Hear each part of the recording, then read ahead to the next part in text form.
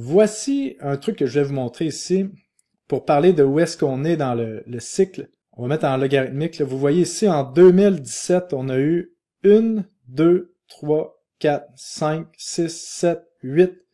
8 jambes haussières. Entre les jambes haussières, on avait des corrections d'à peu près 30 à 40%. Il y a plusieurs personnes qui auraient paniqué ici avec des corrections de 30 à 40%. Parce que c'est normal. Quand on n'est pas habitué à ça, c'est quand même extrême. Donc, on parle de 8 poussées haussières.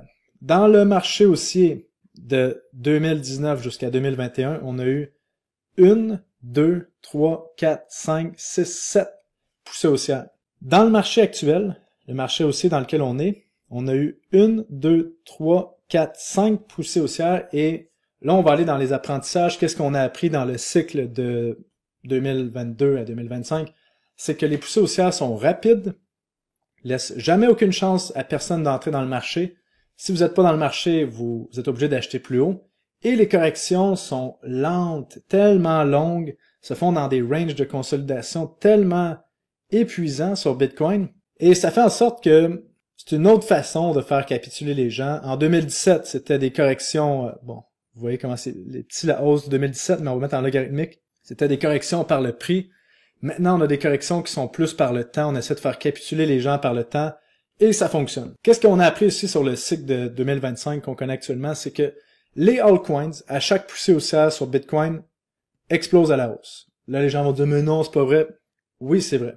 Chaque poussée haussière sur Bitcoin, vous remarquerez, à partir de janvier 2023, les altcoins les plus solides ont eu au moins un x2, x3, x5 sur chacune des poussées haussières ici. Mais la différence avec les altcoins, c'est qu'à chaque fois qu'on a une consolidation sur Bitcoin, ceux-ci s'écroulent d'à peu près 60-70%. Ça, c'est nouveau de ce cycle-ci en 2025. Je ne sais pas si ça va être la nouvelle tendance que les altcoins ne se tiennent pas. Et si c'est le cas, ben pour moi, j'ai déjà préparé mes prochaines stratégies pour les prochaines poussées haussières. Et je vous en ai parlé sur cryptorecherche.com de mes stratégies maintenant sur les poussées haussières avec les altcoins. Bon, si on revient sur le cycle, on est à 5 poussées haussières. Les derniers ont eu 8 et 7 poussées haussières. Je pense, pour être honnête, qu'il reste au moins une poussée haussière sur Bitcoin. Ça veut dire une poussée haussière minimum sur les altcoins. Peut-être 2 si on est chanceux. C'est mon avis pour le marché et je pense que la prochaine poussée haussière peut commencer dans les semaines qui suivent. Et les altcoins vont avoir une poussée haussière si Bitcoin a une poussée haussière. C'est la logique qu'on a vue depuis le début du cycle et je pense pas que ça va changer pour être honnête. Comme par exemple, je vous disais que Bitcoin avait eu 5 poussées haussières, ben regardez sur Render, une des crypto-monnaies qui est solide dans le cycle actuel. Il y a eu 5 poussées haussières, mais les poussées haussières sont beaucoup plus fortes que Bitcoin. Comme vous voyez ici, la première, on a fait 448%, alors que sur Bitcoin, les poussées haussières sont de 50 à 100% de gain. Sur Render, vous voyez 448%, 230%, 265%, 250%, puis la dernière qu'on a eue en novembre à décembre, 175%, ça veut dire presque x3. Donc comprenez que l'idée, probablement pour la suite des cryptos, pour ce cycle-ci, c'est de surfer les poussées haussières sur les altcoins, mais quand on atteint un certain moment, il faut dégager et prendre des profits. Donc l'idée de surfer des altcoins, tout un cycle, devient de moins en moins dans ma perspective pour les prochains cycles. Ça, je vous le dis ici, entre vous et moi, ma façon d'investir doit se transformer un petit peu au niveau des crypto-monnaies parce que le marché est en train de changer et on doit s'adapter au changement qu'il y a devant nous. C'est tout simplement comme ça que ça marche, l'investissement. Quand la partie change, on change notre stratégie, puis le plus rapidement qu'on peut comprendre la partie, ben, plus rapidement qu'on peut adapter notre stratégie. Donc, je résume encore une fois, je pense qu'il y a une prochaine poussée haussière qui s'en vient sur les altcoins.